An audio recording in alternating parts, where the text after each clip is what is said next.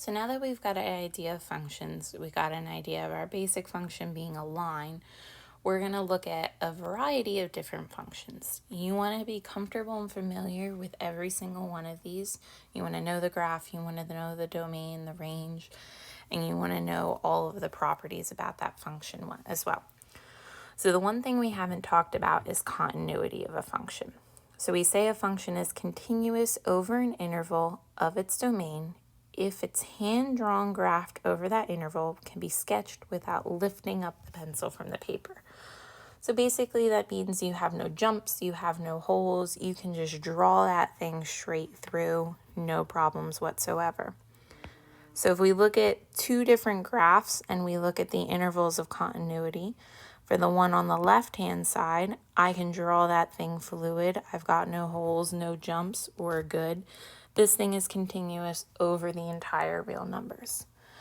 For the right-hand graph for g of x, I do have a bit of a problem because I have an open circle here. It tells me I can't actually equal what's going on at 1.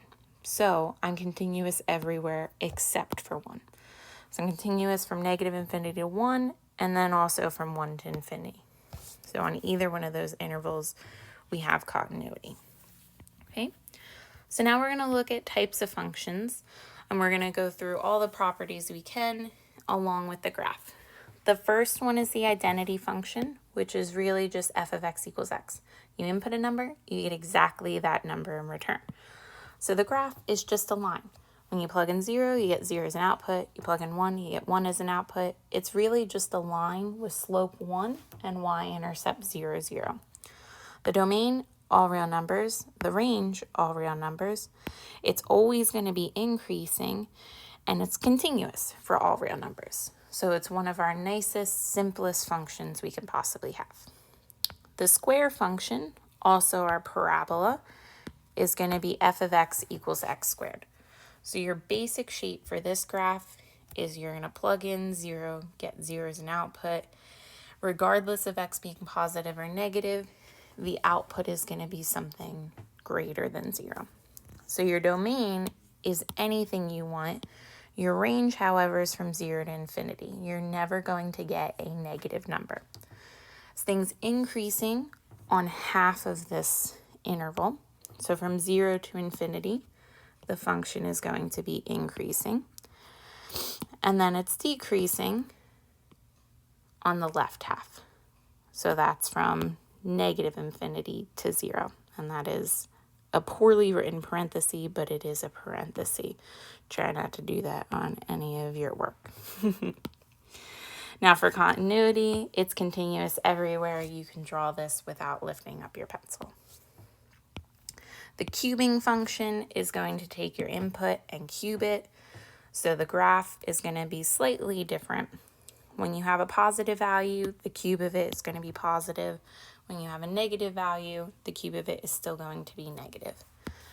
So your domain again is all real numbers, and your range is also all real numbers. So you can input anything, you can get anything in return.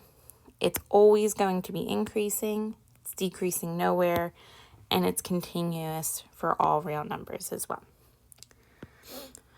The square root function is going to take your input and take the square root. Another way you might see that is with a 2 in here. So if you have the cube root, that'll be a 3, 4th root, 4, 5th root, that'll be a 5. So that just indicates the root you're going to be taking. So here, because it is an even root, remember your domain needs the inside of this root function to be greater than or equal to 0. So your domain is from 0 to infinity. So the function will look like this. The range is also from 0 to infinity. It's always going to be increasing. It's not decreasing at all. And it's continuous on its domain. Okay. So next we have the cube root function, which is going to take your input and take the cube root. But here you don't have a problem taking a cube root of a negative number. So your domain is anything. Your range is all real numbers. And the graph is going to look like this. It's increasing always, decreasing nowhere, and continuous everywhere. Absolute value function is a special type of function. We're going to learn piecewise after these base ones. But regardless of your input, you're going to get a positive number in return, or 0. But you're never going to get a negative value. So you either get exactly the number back if the number was already positive, or you get the opposite sign of it when you have a negative value. So your domain is anything you want, but your range is going to be from 0 to infinity. So it's really the combination of two different lines. You get a sharp point here at 0, 0. It's increasing on the right half of the graph, decreasing on the left half, and it is also continuous everywhere. So this last function is probably a new one to you, which is our greatest integer function. So the way you're going to see it is kind of like these double bolded brackets around x. So when you input a value, the way you find an output is going to be the greatest integer less than or equal to it. So in the case you input a positive number, you're just going to get rid of all the decimals. You're going to pick the integer that's like on the left-hand side of that particular interval. If you input negative numbers, you need the greatest one less than or equal to it. So let's think of 5.7. The biggest integer less than this or equal to 5.7 would be 5. So it got rid of the decimals. If you input pi, that's 3.14159, continues on forever. The greatest integer less than or equal to that is 3.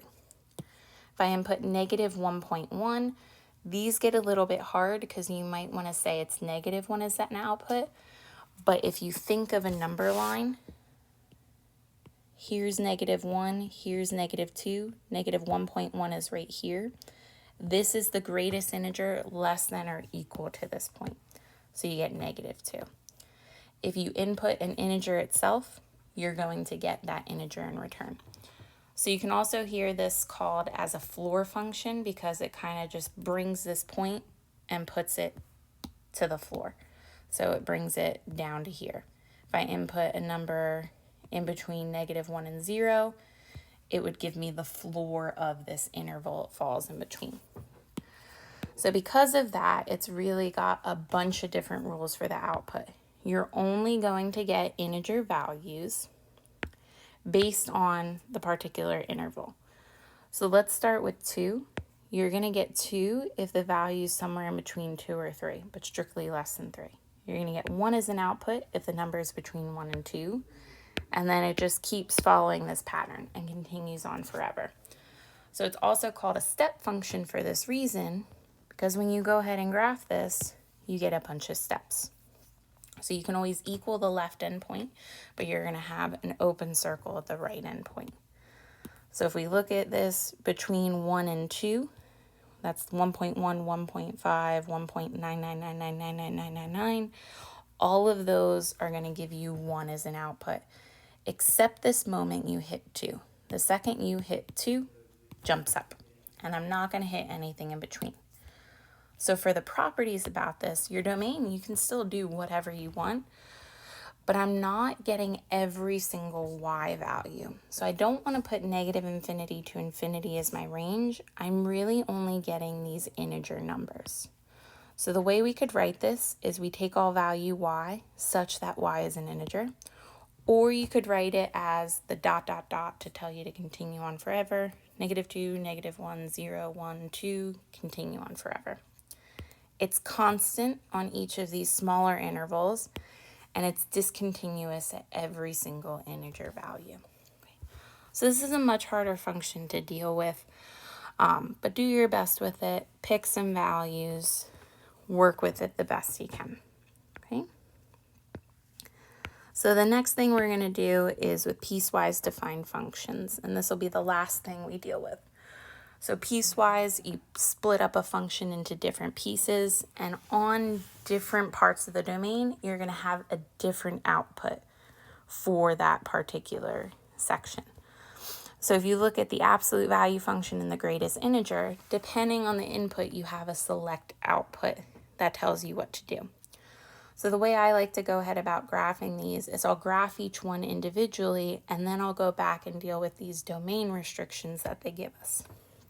So let's get some practice, and let's graph this function h of t, where we have 3 different functions based on 3 different pieces of the domain. So I'm going to go ahead and I'm going to draw 3 graphs to correspond to each of these 3 pieces. So I need between 3 and 5, so I'll go ahead and do 6 each direction. So that's 6.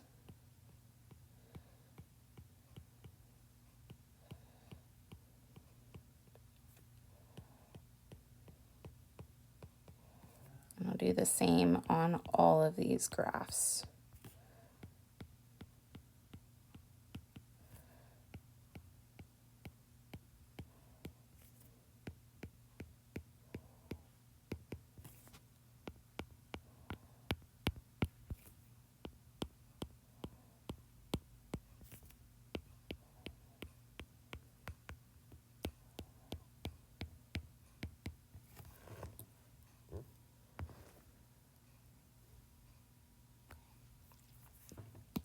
Now in each of these, I'm going to go ahead and graph those different outputs. So here's y equals 3, which is our first piece of the domain.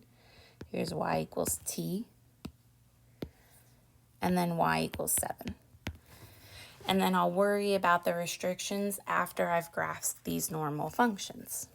So for the first one, I just have y equals 3, which is a straight line. But now I have this restriction that t is strictly less than 3. When you input 3, your output's still 3. So you would have an open circle here at 3, 3. And I don't care about anything over here. I just care about t being less than 3. So I'm going to scratch out this piece. For y equals t, that's our nice identity function. So it goes through 0, 0. I need 3 and 5. Those are going to be important. So when you input 3, your output is 3. When you input 5, your output is 5. And then the graph of the line that connects these is a straight line. Okay. Now I have equality at 3, but I have an open circle at 5. And everything else outside these, I don't care about. So I'm going to go ahead and get rid of them. So I'm only going to take this particular piece from the graph.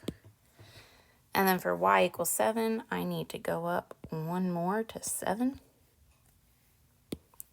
I have a straight line going through that again, and it's a nice horizontal line. When you input 5, the output is 7, and I have a closed circle there because I can equal it.